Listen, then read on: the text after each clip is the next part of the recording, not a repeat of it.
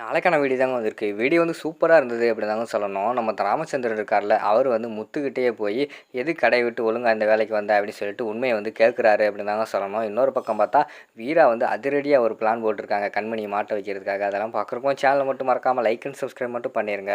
First எடுத்தோடனேமே வந்து நம்ம ராமச்சந்திரன் இருக்கார்ல, அவர் வந்து கேட்டுக்கிட்டு இருக்கிற மாரி தான் காட்டிக்கிட்டு இருக்காங்க. "ஒழுங்கா உண்மைய சொல்லுங்க.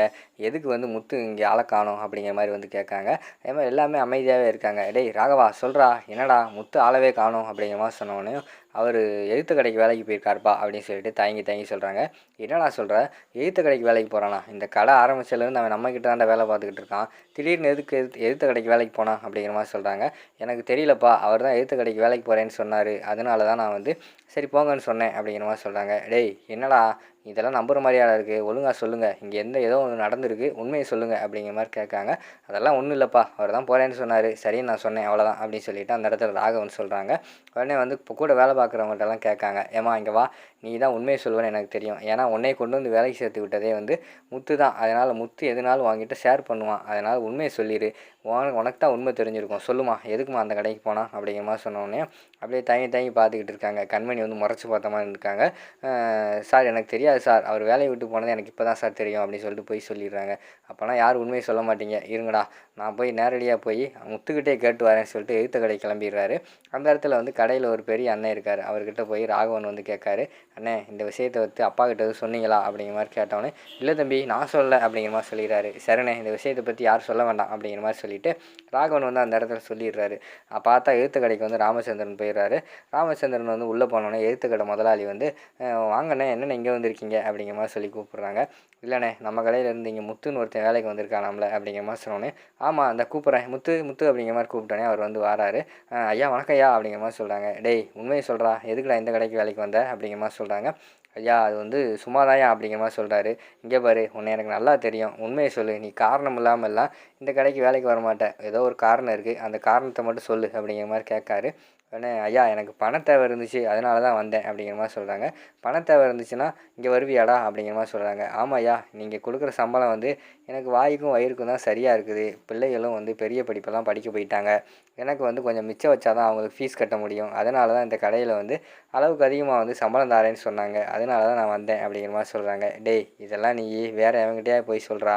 இந்த கடையில் ஆரம்பிச்சதுலேருந்து நீ வந்திருக்க. எத்தனையோ தடவை என் கடையில் வேலை பார்க்கும்போது அதிகமாக சம்பளம் கொடுத்து உன்னை பல பல கடையில் வேலைக்கு கூப்பிட்ருக்காங்க. ஆனால் நீயே சொல்லியிருக்க, என்கிட்ட சொல்லிவிட்டு நான் போகவே மாட்டேன்னு சொல்லியிருக்க. அப்படி இருந்தவன் திடீர்னு வர்றதுக்கு என்னடா காரணம்?" அப்படிங்கிற மாதிரி சொல்கிறாங்க. "ஐயா இத்தனை நாளாக வந்து விவரம் தெரியாமல் இருந்துட்டேன். இப்போ தான் எனக்கு எல்லாம் தெரிஞ்சது" அப்படிங்கிற மாதிரி சொல்லிக்கிட்டு இருக்காங்க. "டேய் நீ உண்மையை சொல்ல மாட்டேங்க. ஏதோ ஒன்று நடந்திருக்கு. அதை மட்டும் சொல்ல மாட்டேங்க" அப்படிங்கிற மாதிரி சொல்கிறாங்க. "ஐயா உண்மையை தான் சொல்கிறேன். இதான் காரணம். எனக்கு வந்து காசு பத்தலை அதனால தான்" அப்படிங்கிற மாதிரி சொல்கிறாரு. "சரி என் கடைக்கு வா. உடனே கிளம்பு. உனக்கு தேவையான சம்பளத்தை நான் கொடுக்கேன்" அப்படிங்கிற மாதிரி வந்து நம்ம ராமச்சந்திரன் வந்து சொல்கிறாரு. "இல்லையா எனக்கு வேண்டாம்யா அதெல்லாம். நீங்களா அது முன்னாடியே நான் கேட்குறதுக்கு முன்னாடியே கொடுத்துருக்கணும். இப்போ கொடுத்து என்ன பிரயோஜனம்?" அப்படிங்கிற மாதிரி சொல்கிறாங்க. "ஓ அப்படியா சரி போய் வேலையை பாரு" அப்படின்னு சொல்லி அனுப்பி வச்சிடுறாரு. அடுத்து வந்து அந்த இடத்துக்கு வந்து அந்த கடை முதலாளி வராரு.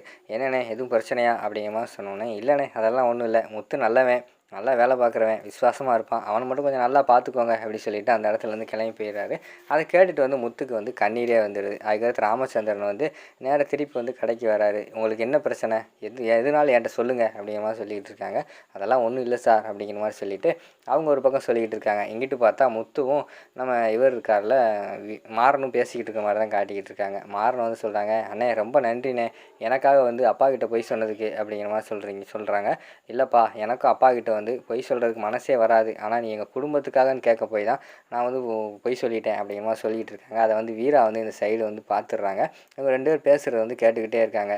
"அண்ணே நீ மட்டும் உண்மையை சொல்லியிருந்தா அவ்வளோதானே. வீட்டுக்குள்ளே வந்து பெரிய சண்டையே நடந்திருக்கும். அப்பாவை பற்றி உனக்கு தெரியுமில்லண்ணே, எப்போவுமே அமைதியாக தான் இருப்பார். ஆனால் ஏதோ ஒன்று தப்புன்னு மட்டும் பட்டுச்சுன்னு வச்சுக்கோங்களேன், அந்த இடத்துல ஒரு எரிமலையாக மாறிடுவார். அவர்கிட்ட எவ்வளோ வாங்கியிருக்கேன் எனக்கு தான் தெரியும். ரொம்ப நன்றிண்ணே. நான் கேட்டதுக்காக நீ செஞ்சுட்டேனே" அப்படிங்கிற மாதிரி சொல்கிறாங்க. "விடுப்பா தம்பி யாருக்காக பண்ணேன்? உங்கள் குடும்பத்துக்காக தானே பண்ணேன். இத்தனை வருஷமாக வந்து நீங்கள் கொடுத்த சம்பளத்தில் தான் நான் வந்து சாப்பிட்டுக்கிட்டு இருந்தேன். அதுக்கு பண்ணுற ஒரு விசுவாசமாக தான் நினச்சிக்கோமே" அப்படிங்கிற மாதிரி சொல்லிகிட்டு இருக்காங்க.